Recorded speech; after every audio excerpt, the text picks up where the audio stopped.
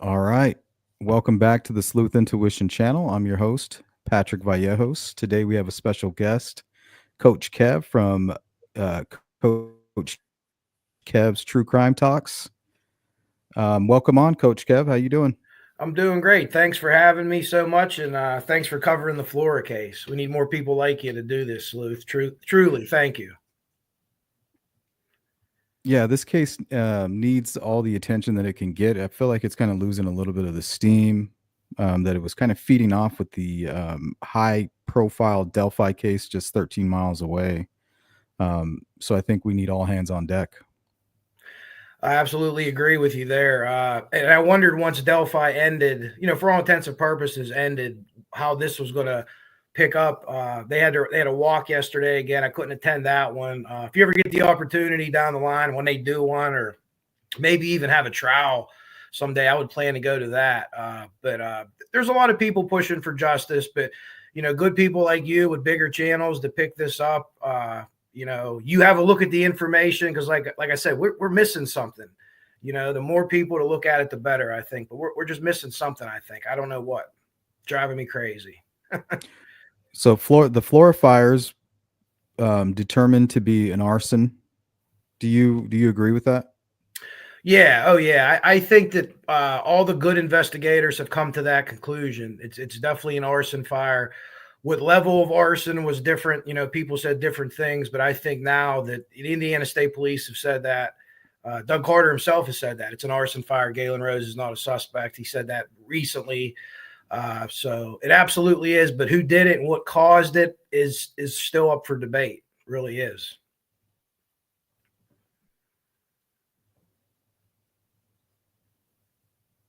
It's $1 billion question. So I see here your channel covers true crime. You do theories, cases, and occasional jokes. But here it says here 20 plus year career firefighter. So you got to know a little bit about arson, I'm assuming. Yeah, I'm in my 23rd year. The town called McKeesport, Pennsylvania. We're about 12 miles east of Pittsburgh. We have a part and full time. We have, I think, 33 guys and a chief, and we run anywhere from 1,500 to 2,000 calls a year. We've had 3 house fires this week. Population, according to the census, of 20,000, but I think it's closer to 30 because a lot of our residents, they just don't care about the census. They're not filling it out. So we're very busy. We don't do a lot of medical stuff, and we see a lot of arson. 2 of our 3 fires last week were going to be ruled arson, but they're unrelated. Actually, they're about a quarter mile away, and it's unrelated. But it's some of those weird things. So we get to see it a lot. We assist the county fire marshal. I've been interviewed by them probably 50 times. The initial crew gets interviewed. What did the fire look like? The questions they ask you: did the fire change color? Did it go out and flare back up? These are all signs. They're looking for accelerants and stuff like that. And then Okay. I've only had 16 hours of arson investigation, which is like the introductory level. It's actually like an operations level. But Yeah. What do they teach you to look for as far as well, other than that? Certain one of burns? yeah, sure. Couple of the things are you're looking for a V. Not always, but a V pattern. If you think the fire starts at the bottom of the V and as it begins to get bigger, it grows out. So when you could find a V, usually a lot of times that's going to be the ignition source for that fire or the point of origin for that fire. The other thing is you want to look for alligatoring in heavy construction, heavy lumber, your floor joist, your Is your that like ceiling soaked runners. wood? Yeah, and it looks like an alligator's back because it gets Okay. so burnt. And that stuff takes forever to burn through. Eventually it'll burn through and it'll collapse. But that old heavy timber construction takes, it's hundreds of years old in some cases, and it takes a long time to burn through. And basically the worst part of the fire, if you're a novice and you're just looking at pictures, what appears to be burnt the worst a lot of times is where the fire started or right above where the fire started, because the fire heat and smoke goes up. So those are usually the worst places. For someone Mhm. just looking at pictures, say, wow, it's way more burnt here than it is here. Well, the fire started there. And what about fluid? It kind of falls down into gravity. Is that something you guys might look for? Yeah, we certainly look for that. Now, a lot of times you can't see that with the naked eye. They'll bring the dogs in, and the dogs will hit on certain accelerants. And if there's an accelerant found, let's say in someone's shed, and there's a shed on fire, if there's an accelerant found there, it doesn't mean it was an arson, because you might have your lawnmower in there and different things like that. So they'll have to rule things like that out. Now, if they find gasoline in the living room, or we smell gasoline, and you'll smell that a lot of times on arson. When you pull up, you will smell it, and you'll report that right away. Hey, to the radio, we have a heavy smell of gasoline. And every time that I've been a part of that, it's been a lit fire with gasoline. And that's more like a criminal sophistication, really low level. Good guys they'll do wiring, they'll light the wiring on fire so it'll look like electrical fire.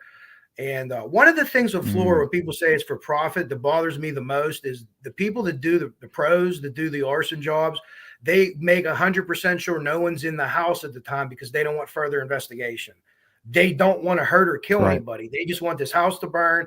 And it was an arson, but you know what? We're not going to solve it. It's not the end of the world. If no one was killed in this fire, we wouldn't be talking about it. So when people say it's a for-profit job, that bothers me tremendously. That there was children in the house, and there's no way that a professional, I don't think, would have done that. I've never seen it before. Yeah, murder charges aren't much of a profit. No, it's bringing the heat on you. You don't want that. Yeah. Let's see. So I have it listed here that the fires were reported at 3:35 a.m. I'm assuming everybody in the house was asleep, right? Yes, everybody was asleep, including that there was 2 tenants upstairs too. Everybody was asleep at the initial time the fire started.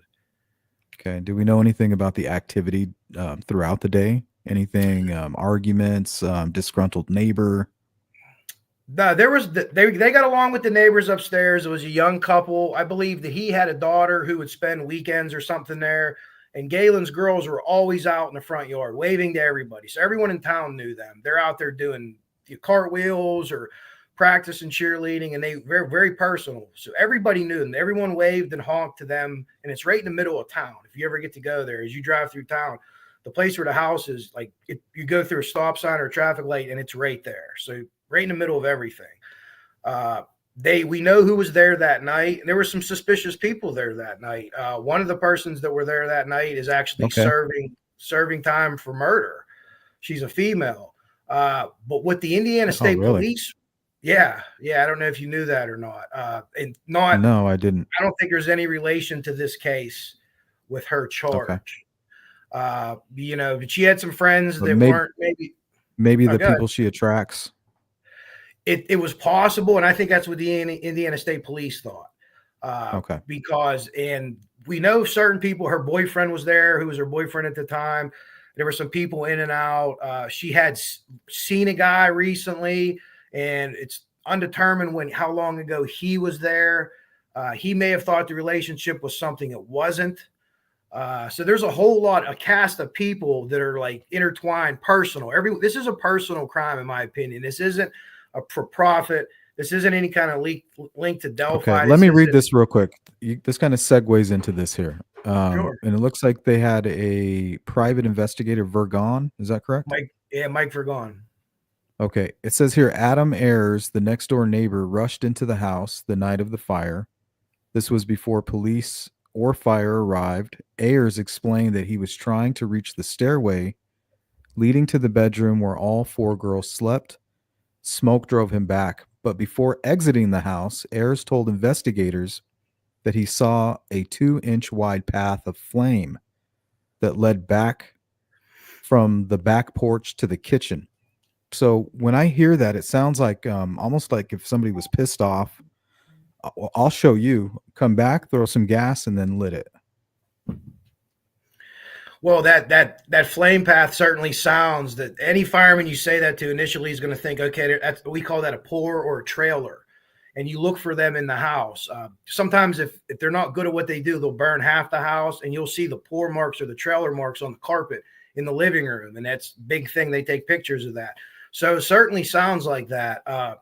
Adam Ayers, people were going to ask you, I'm sure he is related to Josh Ayers, who owns the house, who runs town council, he's very profitable businessman in town.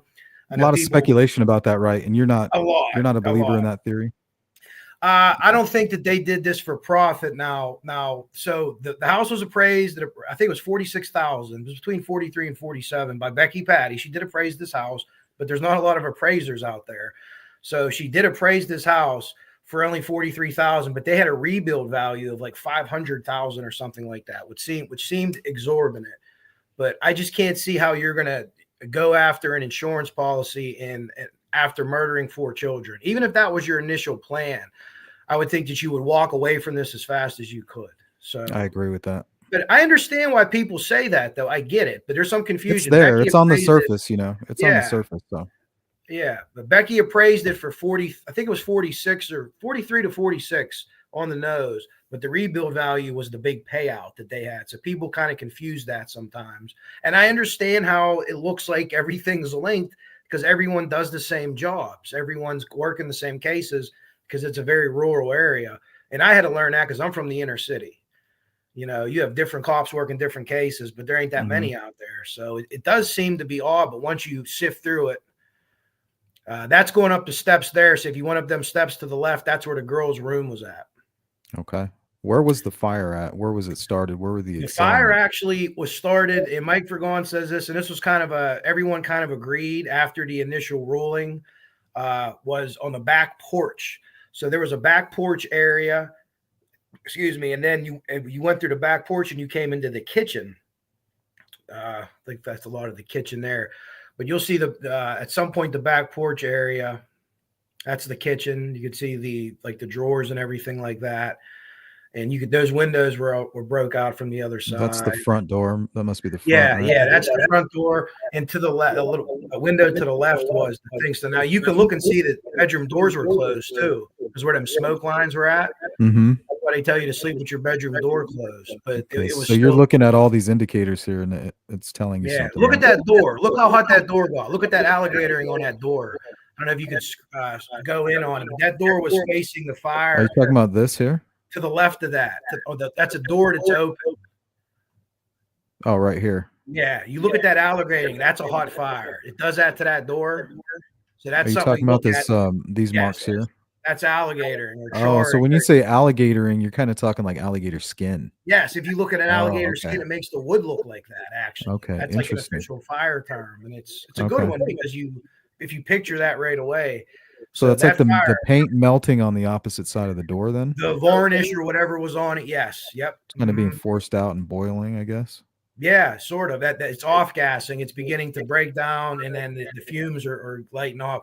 Now, this is a lot of stuff that they threw out, and one of the issues with how they did things is where that fire started. There was all kind of stuff that was there, and they threw a bunch of stuff out the window. Which I understand you want to put the fire out, but once you know the fire is under control, and this is a quadruple homicide, you need to use as little water as humanly possible, and you need to just stay there with a hose because you need to investigate the scene. But that room was cleared out of pretty much all the information that you could have gleaned from it past the point of origin. So if a couch got lit on fire, an extra desk or something, there was things like that, a bike, that was all out of there by the time they investigated.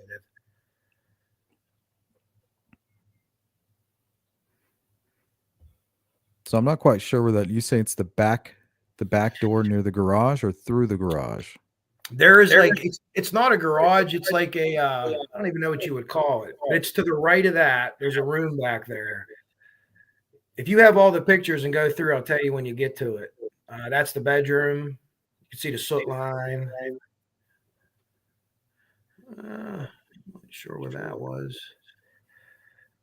That's holes that they punched in the wall. That's the other side of the house. They threw the stuff off. Okay, that's it right there. So that is the room, if I'm not mistaken. There's another better picture of it, but I think What is all this on the ground?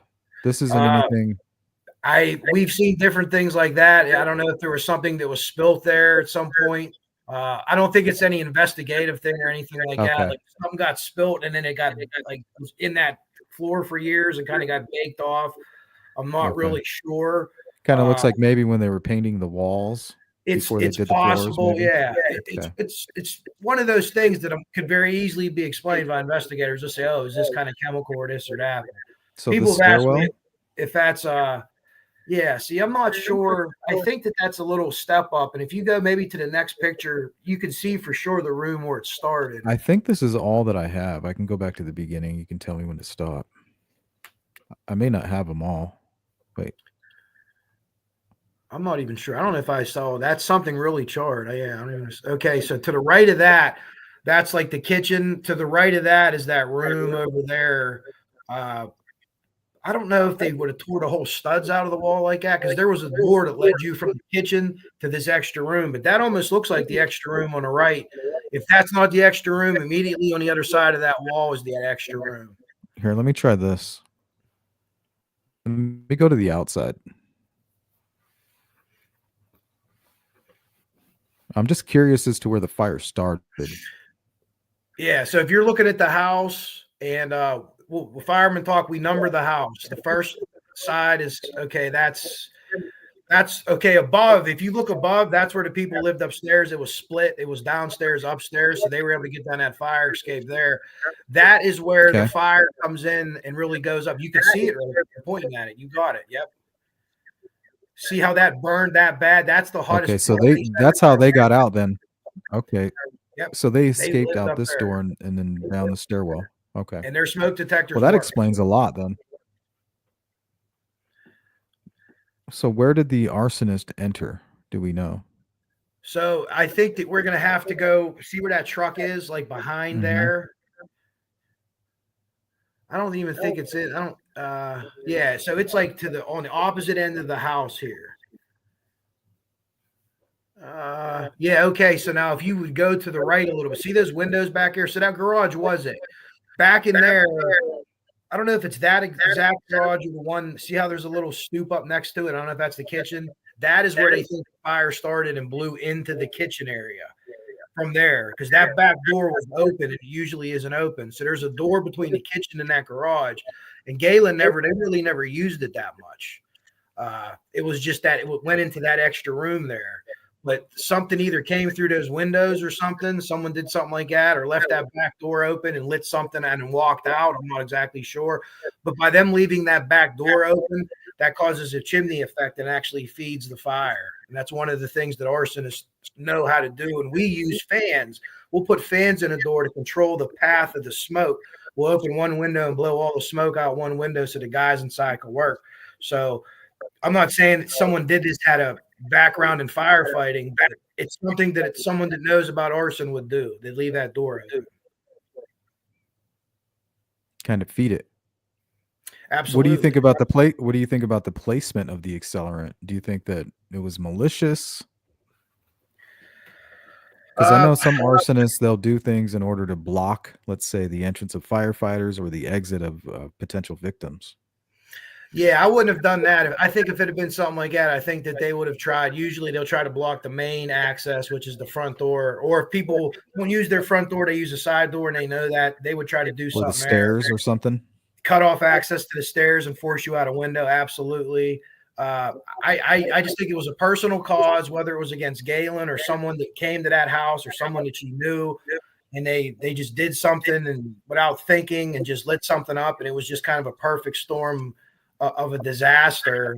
And then everything happened after the investigation was really bungled from that night on a lot of Do you know if they have any suspects or anything? I mean, they have had they've admitted to having suspects, but never said who they were. The only thing that I know now for a fact is it's being worked at like the highest level it could be worked at. So they're getting some information from some source or something, and it is 100% being worked, and it's not in like the local Flora police's hands, so to speak. Think the killer was caught in that dash cam footage at all? I know that's something arsonists like to do, is kind of sit back and watch their work. One of the things they teach us is if you start seeing the same people show up at fires that are watching, start taking their picture. That's something that they actually teach you. I think it's definitely possible that it was someone in a dash cam, or it's definitely possible that the police already interviewed a person. I think it's going to be somebody really close to home, my opinion. And it's a personal cause thing where they in their minds, they're executing revenge against Galen or someone that was in that house, and they associate it with that house. I'm going to show you, but I don't think they intended to murder the girls. But at the same time, that's what they did. Yeah. Something spur of the moment out of anger, revenge, something quick. Yeah, Um, and it's not. I don't think it's a huge criminal sophistication. They didn't set an incendiary device that would blow 2 minutes after they were down the road. Nothing like that. It just, man, it's like another slipping through the cracks thing, well, it's just almost. hard to wrap your mind around it. If there wasn't really a whole lot of activity, it's really hard to say like what would motivate somebody to do that just to throw, do they know what kind of accelerant it was? Well, as of now, so with the lab test, it didn't show any kind of accelerant, so to speak. But Vergon still believes there is one if you read his deposition. Mm-hmm. But they weren't able to ever come back and say it was gasoline, it was diesel. So nothing. Drew Yoder had an acetone on his uniform. And he's one of the cops, the police officers that went in with the air packs before the fire department got there. He's also a volunteer fireman, a trained guy. So it wasn't like he's never been in a fire before. He had no fire gear on, but they actually cut his uniform off because it smelled like accelerant. Like when he went in there, That's kind of strange. and yeah, well, it took me down a dark road because what am I thinking right away? But you could see him in the dash cam video, and when he starts screaming, he's belly up. He's on his back. So when I see a fireman on their back, either they're in some kind of pain, they hurt, or they got burnt on the front. And I would always ask, Kathy and Galen, hey, did you guys ever leave nail polish remover on the steps? Like some people, set stuff going up the steps. Yeah. I'm going to set it here. And they all said no, because when I think acetone or acetate, acetone, whatever the word is, I'm not a chemist, I think a nail polish remover. And if that could get so hot, it could just blow up. There was like an explosion happened, like a little explosion happened up there. And no one ever explained that. And I'm very curious to see what happened there. But you could see him on his back, his flashlight's up in the air, and you hear his pass alarm going off, which is like the ever we don't move for a certain period of time, or we can activate it if we're stuck. And you just leave it on to the cavalry shows up and gets you. Did he have any strange burns on him? He was in a coma for three to 5 days, I think. I don't know if it was medically induced or if it's just his body shut down. I don't know. He had burns I don't think he got burns in his airways, but his chest, and his stuff wasn't released. His medical stuff, all the girls' stuff and all Galen's stuff has been released. Like I have that. I haven't exactly seen what it was with him, and he hasn't said anything about it. There was one real small press conference where he only spoke a couple words, but Tobe Leesenby was right there with him and never really said anything about it. So Was he looked at as kind of a suspect? Because I know in a lot of arson cases, the first responder is sometimes the person responsible. yeah. So he was, and I mean, I was curious of him at first too. I was curious of the other police officer that was there, and when you realize that these guys are patrolling like a couple counties, like many square miles, and if there's a fire in the middle of the night and they're working, 9 times out of 10 they're going to be the first one there. It's all volunteer departments. It's very rural. It might take firemen 10 minutes to get to the station to get their trucks in the middle of the night. So I had to get past that because I never knew that. It's always the same, the same police showing up around here, but it's different guys working. So once you get past that, I think initially he was a hero, and then the online community kind of ran with him. He's involved in this, he's involved in that. But if you watch the video and you see what the guy did, I mean, it was unbelievable. He should not have been in there. He put himself and his partner at risk. They put each other at risk. But at the end of the day, they went in there and they tried to get those girls out, and they almost died doing it. Drew Yoder almost died doing it. What would be his motivation to do something like that? I don't have any idea. People would say sometimes that people would light fires and they would go in there and be the hero, and that has happened before. They'll light small fires and they'll go in there and be the hero. Yeah. The problem is that with Drew Yoder, and Galen will tell you this too, every time he rode past, the girls always waved. He had a really good relationship with them. He'd wave to them and hit his lights or his horn for them real quick. Like he was always very happy to see them. So his desperation wasn't panic, like, oh man, I took this arson too far, but it was of actual concern. That's what, or you could, if people think that he's involved, that would be their tact with it. But I actually think that he went a little bit further, one, because they're children, and two, because he knew them. He knew Galen from the store. They always had a very good, cordial relationship, but he was always would wave. Like I said, they're in the middle of town. So when he came through, hey, so he knew them, and it's natural to do that, Yeah, I agree with that. What about the neighbors who did not call 911, but I think they called like the homeowner or something like that? What do you make Yeah, of all so that?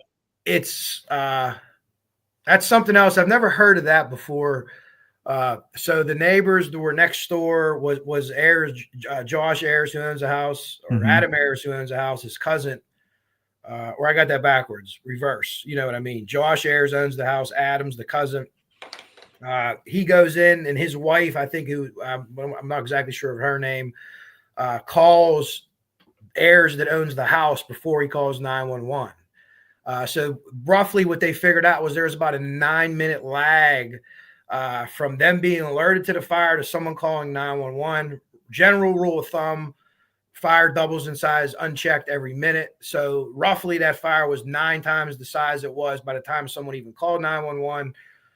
So no one's there yet. You know what I mean? And I don't know why no one called. No one's been able to explain that. And we have not heard the 911 call. It's not been released. And 911 calls aren't covered under the privilege that law enforcement receives. They can redact 911 calls, but they should be public information. And we only can guess why they won't release the 911 call. I don't know. Yeah, I mean, we should have access to that, right? Yes, you should always have access to it. So they actually a guy for the county, like the head attorney for their county, like their attorney general for the county. It's probably not the right term for him. He said that you should release this call. The 911 director didn't want to release it, so they've actually spent $30,000 to $40,000 in court to keep this thing sealed. No one's really sure why. Media's FOIA'd it, other people have FOIA'd it, and kind of That got don't make nowhere. any sense at all. No, but it makes it look worse, right? So what are Yeah, you it's covering bullshit. up? And some people said maybe there was a dispatch error. Maybe they sent somebody to the wrong place. It happens in a different county, And that something happens all the like that. time, but they can't Yeah. cover that up. No, and you shouldn't. Even in 2017, and they weren't really up to date on computers. But there's a record of everything. Anytime you take that truck out of the station, there's a record. You call in or you call this or that, and people What know if where you're there calling. isn't a 911 call? If one's never made, then you would eventually get a call from a police officer or someone that rides by and sees it from emergency services. So the neighbor calls Josh, The and then neighbor calls the Josh owner of calls the home. police, right? Well, he comes to Possibly. the house first and then calls police. It's a Hmm. very small town, but he actually comes to the house. So I'm pretty sure he called 911 once he was already at the house. So Uh, he's the first one there. the neighbor is his cousin. Yeah. Well, Galen's out in the street. The two people come down from upstairs. The neighbor and his wife are out there, and then shortly after that, the two police officers show up. Would they have any motivation to do something like this? The neighbors next door, I I mean, don't they think so. technically they're the first ones on the scene.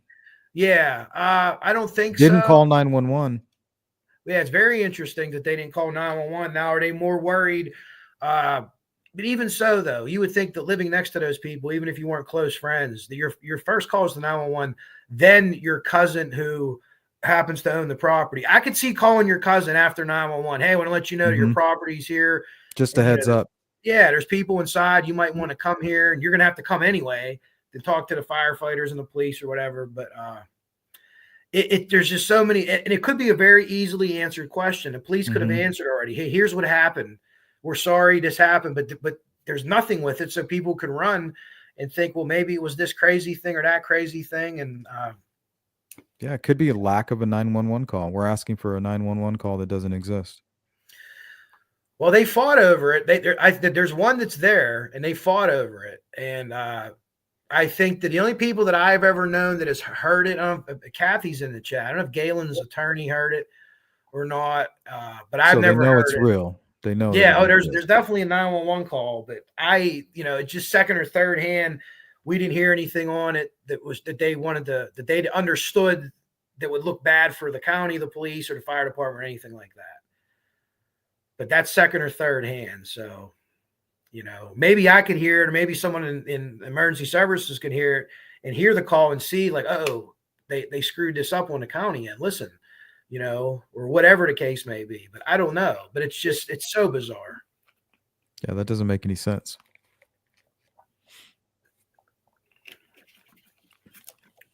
And then you have we were talking about the cause of the fire. The initial fire investigator, Adam Randall's dad was Dennis Randall. Adam Randall was the fire chief.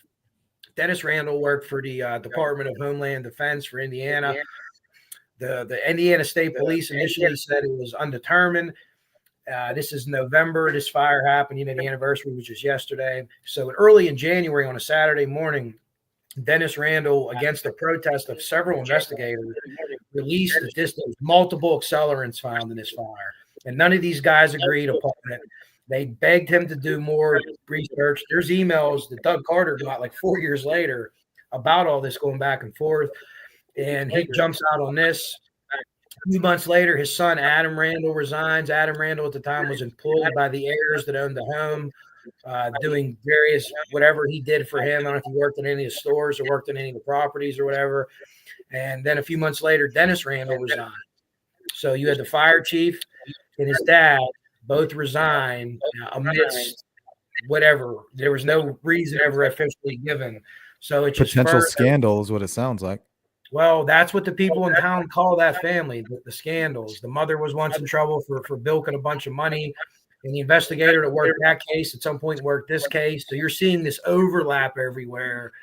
So I can understand why people are like, well, how can they work this one and that one? Well, they don't have that many people out there, but you got to do something. So, I mean, do you have any conspiracy theories about this other than revenge?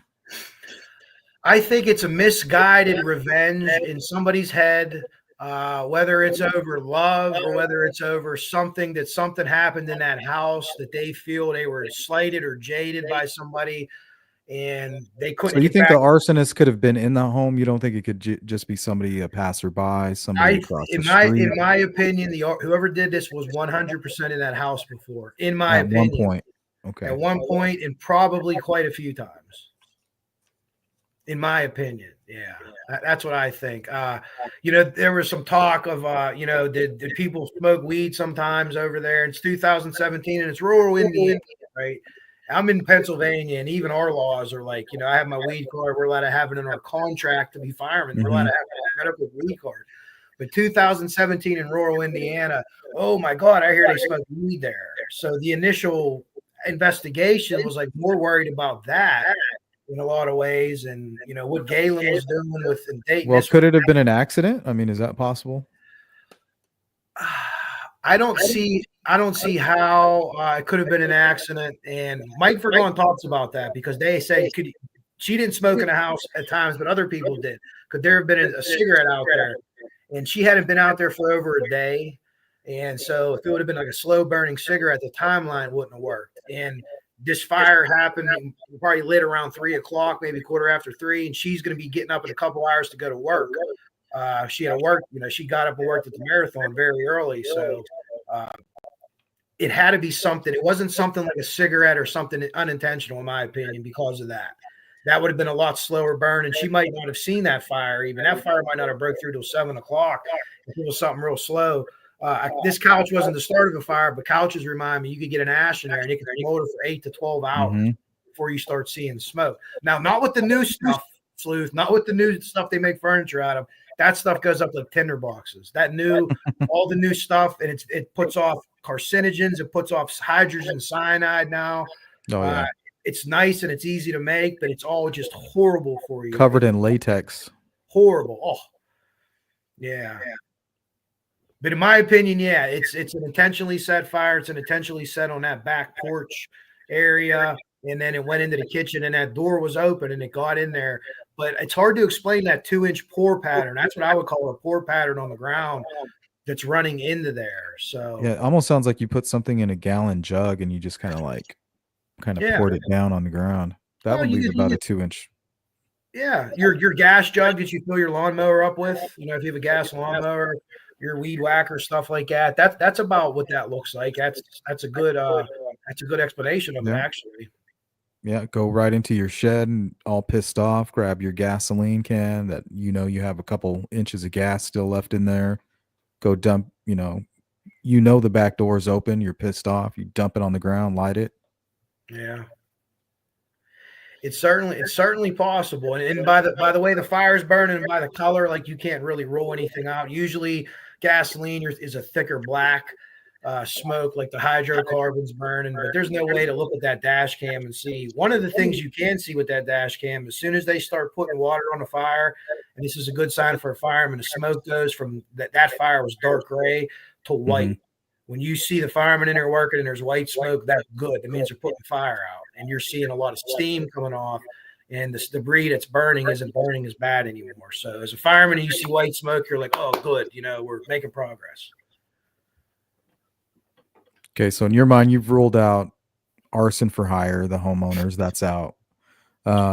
Nothing, no red flags when it comes to the neighbors. And have you heard any names, any chatter, like from the local community about who they think might be responsible?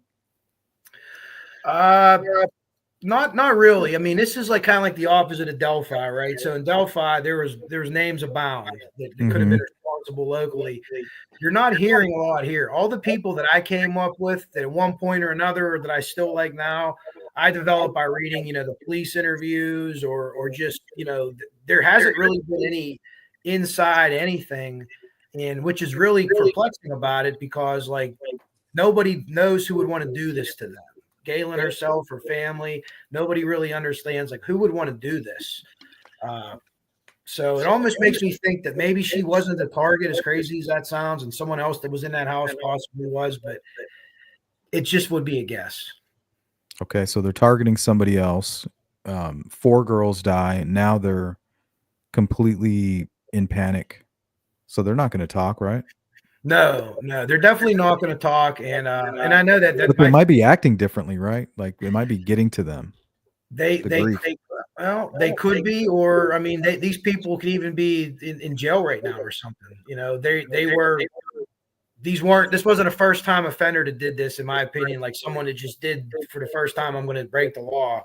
Uh, there So you was don't some. think it could be like a young kid, some young punk? I think they could be young. I don't think it's like a huge criminal sophistication thing. I think they lit something in a back room, and maybe they poured something and they got out of there and just really got lucky. But I don't think it's like a fire, like a guy that gets his jollies off lighting fires. I went down that route with a couple of people actually in this case that were clearly guys that are into lighting fires and they get off on it, but they would never light homes on fire with people inside it. They would light cars or chairs or things like What that. about that guy in Kokomo recently who kind of went on a little fire starting spree? Oh, I don't even know if I know about him. What was he doing? Here, let me show you this guy real quick.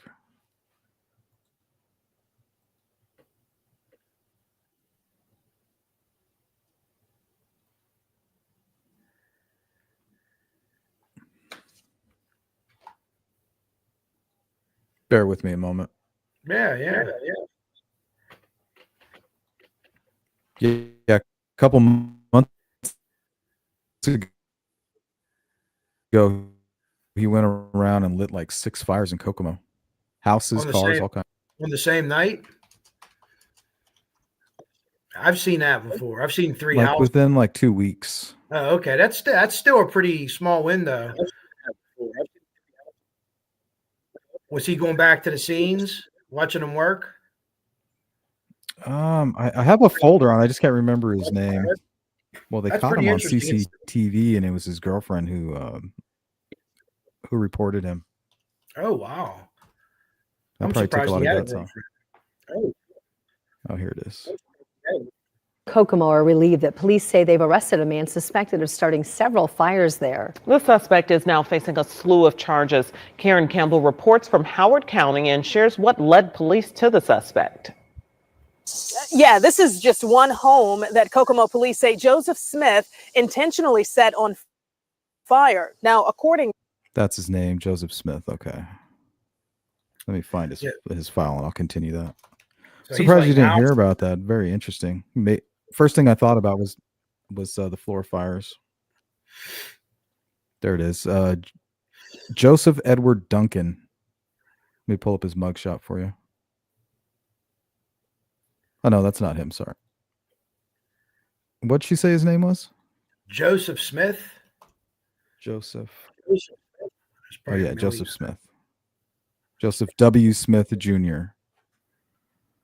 Okay. So here's his mugshot. He's kind of got a lazy eye. Yeah. Looks like sticky And fingers. this was him being caught on the CCTV footage. Oh, wow. Here's one of the fires he set. Another one. Oh, so he's got houses, cars. Here's his charges. Mm-hmm. So let's see, 1, 2, 3, 4, 5 charges. And this was back in August of this year. So I don't know if you think it might fit. Let me finish this video here.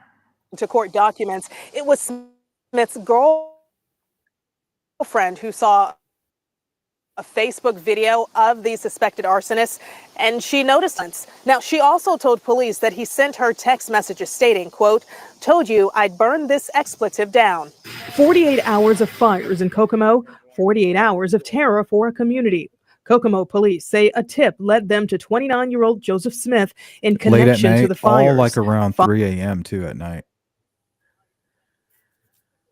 Fires that began just before 2 a.m. August 10th, lighting up homes, vehicles, and garages, all in an 8-block radius.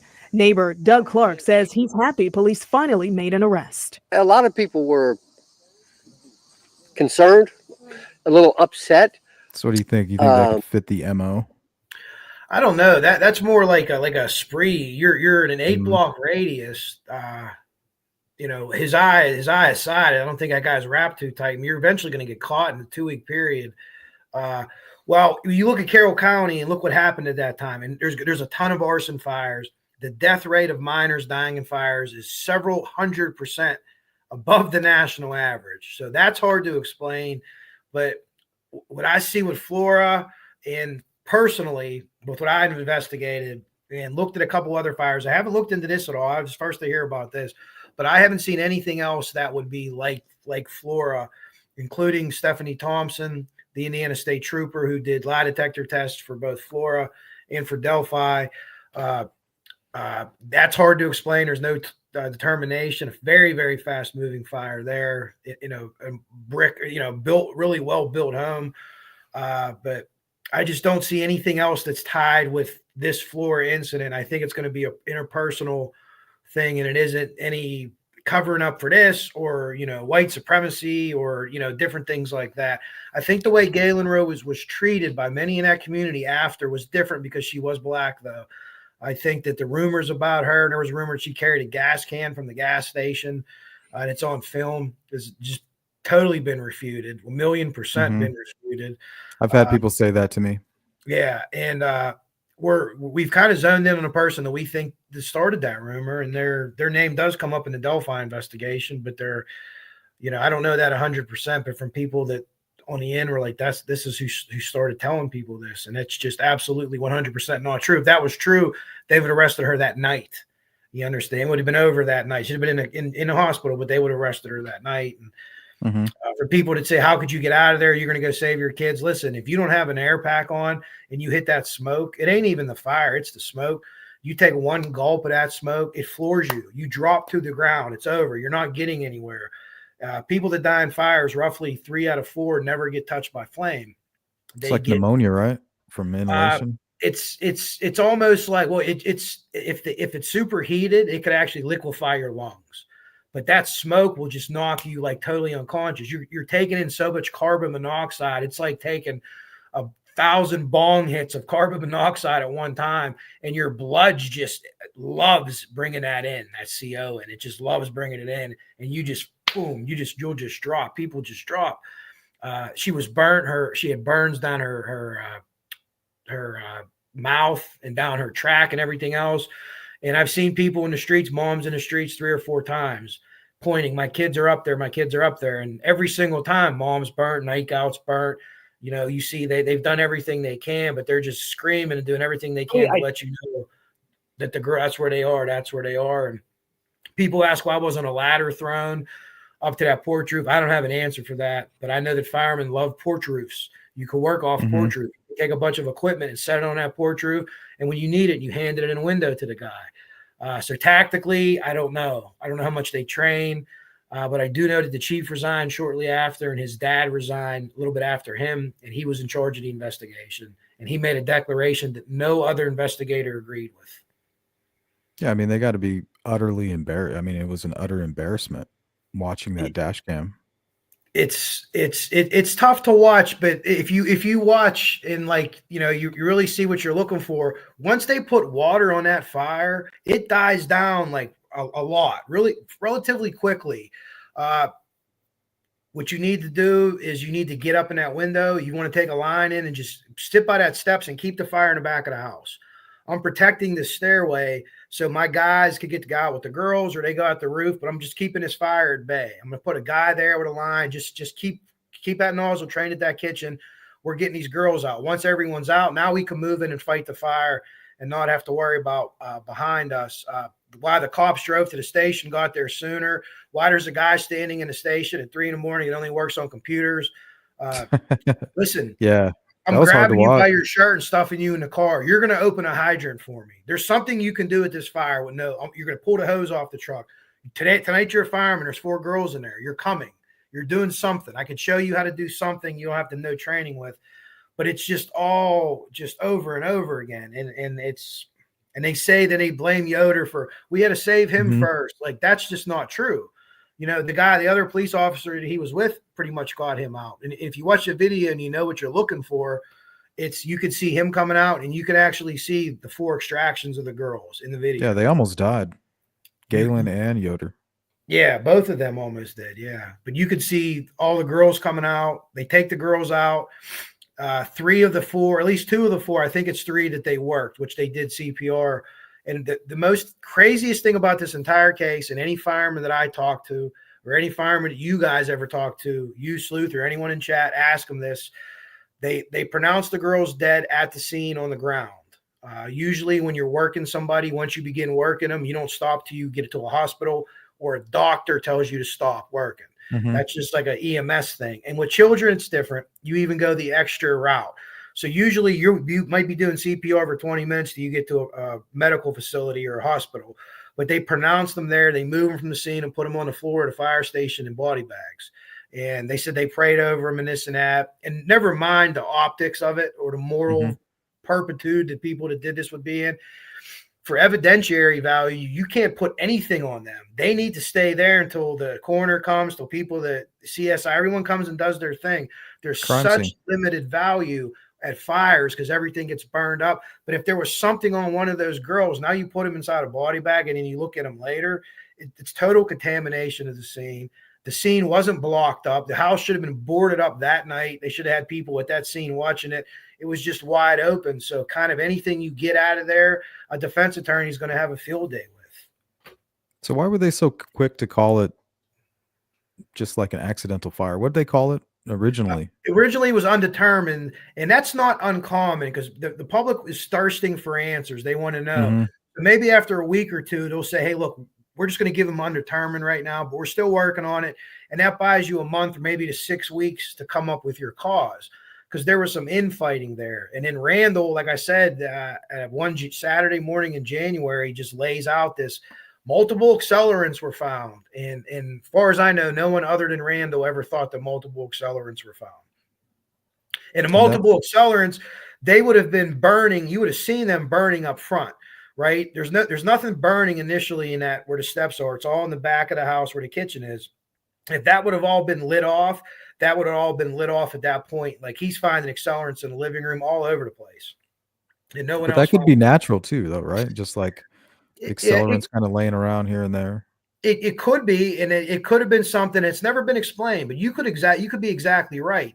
The amount that they found, maybe a lighter melted. And he's like, oh, look, the dog might have hit over here on lighter fluid. And they can see, well, this is only 2.5 centimeters. So based on the fire, this was this much lighter fluid is how they concoct all this stuff.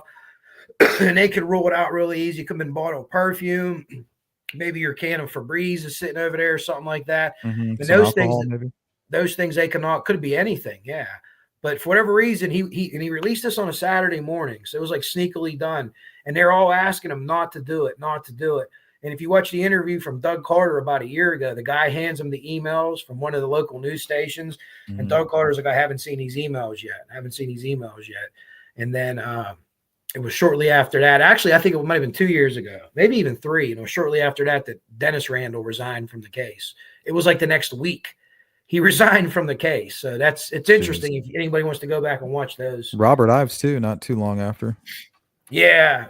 Ives said a little less about Flora than he did Delphi. And that guy's kind of hard for me to read anyway. So yeah, me too.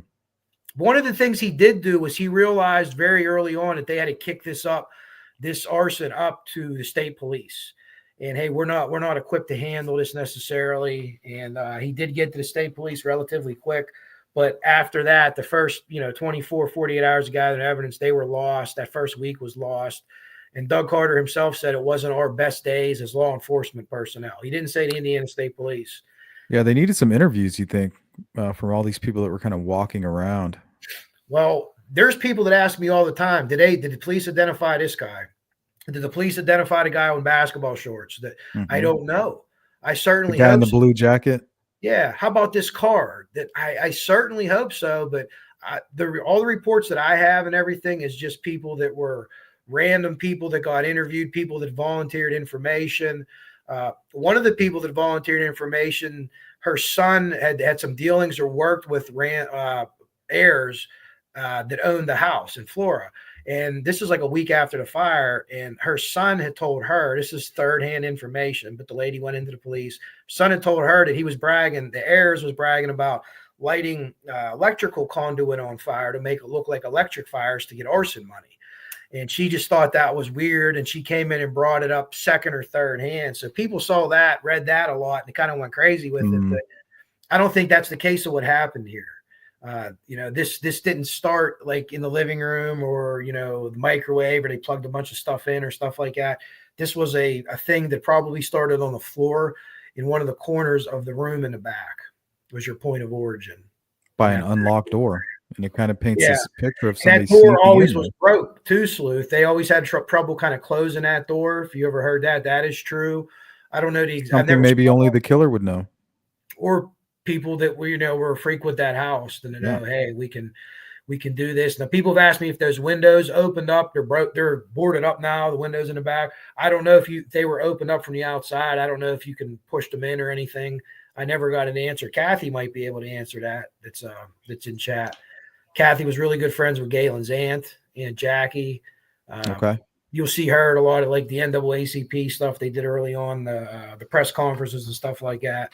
So Kathy's been really close and still talks to Galen regularly. And I think Galen's just, going through it right now and she's kind of taking a step back from everything. And the anniversry is in like 3 days too. Yeah. The holidays, just, yep. It's all really tough for her, but I couldn't imagine. Well, I'm not going to keep you much longer. I want to play just a quick video and then I'll get your final thoughts on this. This is from a YouTube channel called Alpine Intel. It's titled Identifying Ignitable Liquids. So I thought this would be interesting to talk with you about real quick. How do we identify those ignitable liquids? Well, they're often going to leave an irregular burn pattern, all right? Now, these patterns can be caused by other things as well, but ignitable liquids is most certainly one to consider when you discover that pattern. So irregular damage. Now, are they finding these types of things at this scene? Well, they found the lab came back with 0 hits of accelerants is basically what the gist of it was. Then there was talk about what did they test? There was pieces of floor cut out. They cut out pieces of floor from that back porch, I guess is where they thought was the point of origin. And it kind of came back inconclusive, which doesn't sound right? I don't have an explanation for that. Nothing burns that hot that it's not going to leave a trace of something, in my experience. So why did they determine it arson? Like, what is the evidence or the factual basis behind that? Basically, what you do is you rule out, they did electrical examination. There was nothing electrical. There was nothing out there that would naturally catch on fire. Like in the time of year, there wasn't like gasoline sitting out there. There was some old furniture. So what they did is they do like a computer model of it. Even the Homeland Defense did that, or state police, where like that's interesting. There's nothing out there that should have ever been able to catch on fire. Basically, everybody confirmed that. So it was And some then kind the of eyewitness. yeah. Do you think that went into it? Ayers saying that he saw, the 2-inch. Oh, you mean with the arson thing? Yeah. Yeah. Well, yeah. That's Mike Vergon mentions that, and any fireman that reads that right away is like, oh, there's a trail, there's a trailer, there's a pour. We call them a pour, and it certainly sounded a lot like that. One of the things that bothered me though is nobody's reporting that I know of smelling gasoline or smelling diesel fuel. I can't stress to you enough, in a house fire, when you initially pull up and it's someone really lit it up like that, man, you can smell it a block away. What about like really kerosene or something else? That's really flammable. Burnt. Oh, you can smell it. What if it was something else really flammable? That's easily, that's handy in the shed or in the garage. It could have been, there's things you can light Pringles on fire. I don't know if you knew that. Cremora, I don't want to give any ideas, but coffee creamer is very flammable. You can put a bunch of that in an envelope, blow up the wall. Damn. But it could have been something that was just thrown in that window, and there was furniture in there before, and there was all kind of stuff that they threw out, and maybe some of that caught on fire. It doesn't explain the trailer. And it doesn't really explain the door being open. So I don't think we're dealing with a criminal mastermind.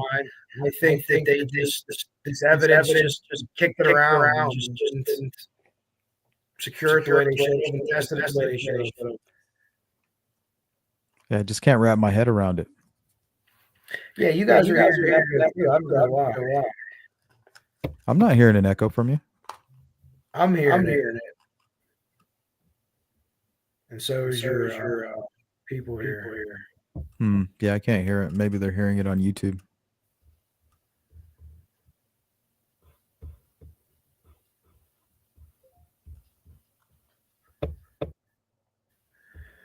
Still here. Maybe better now. Sorry, let me continue on with this. I think you might be okay. Also, keep in mind that liquids are going to flow and settle in the low points of a room or a structure. That's kind of what I was talking to you about earlier, is like gravity. Like if you're going to dump an accelerant, it's going to kind of fall wherever the gravity kind of forces it, right? But it doesn't sound like there was a whole lot. Yeah, absolutely. I don't know if that's better or not. And it works like CO. CO is just a little heavier than air, and they're clumped together, and they're lower, finger down around your hips, your knees. Yeah, it's like pouring water off. So our investigators are going to. So it sounds like with the Flora case, it's not like a whole lot of accelerant was used. Maybe just somebody just maybe threw in a little bit. What do you think? Like, I mean, it's not making sense to me.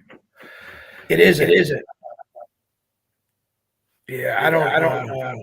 It's hard to explain. If you had pour in the room and you lit something out there, it would seem like you would light it and it would go back out that way. Unless they try to light something in there and it would back out. I think they accessed that room out there and somehow got it in there. Do you think they could have lit something on fire, thrown it in, and then tried to pour the accelerant on top of it? They might have lit an accelerant. A bottle of something was an accelerant. Lit it spilled. Yeah, okay. And then it kind of spilled everywhere. That makes sense. Just kind of chuck it in through the, through that back door. Seek out these areas like corners or the base of walls for those accumulation points. Now, these accelerants are persistent, all right? They may help start the fire and grow rapidly, but they seep deep into porous materials, leaving a chemical signature to potential. Okay, so this guy's saying you could see like a chemical signature. Was anything like that left at the crime scene? As far as I know, no. Nothing like that. Damn. I just don't know how they're going to solve this case unless somebody comes forward and says something about it. I agree wholeheartedly. I do. All right, Kev, anything you want to talk about that's going on with your channel before we let you go? Just look out for me. I'm sorry, I'm echoing. I can hear it now. Going to be doing new stuff, getting moved. They're only moving 3 blocks, but With Delphi being closed, Flora is my focus. A local case, Kimmy Krim to McKeesport too. And I'll be getting back to the old school serial killer stuff that I used to do. So look for that soon. Sleuth, anything you need from this case, any info I got you want, I can send it to your brother. Same as anyone else out there that wants to look at this on their own. Kevlar148gmail.com. I'll send you everything I have because we got to get this done and keep going, Sleuth. Hopefully your people like it. You do more episodes, and we're just getting started. Would be great to have on sometime too if you ever want to have Kathy on. You know, she knows everybody really well. Yeah, we're just getting started with this coverage, so hopefully I can have you back on. I've been looking into the case on and off for the last 7 years, but I haven't done much of a deep dive into it. I've been led astray a few different times here and there, so I'd like to get back on course. Yeah.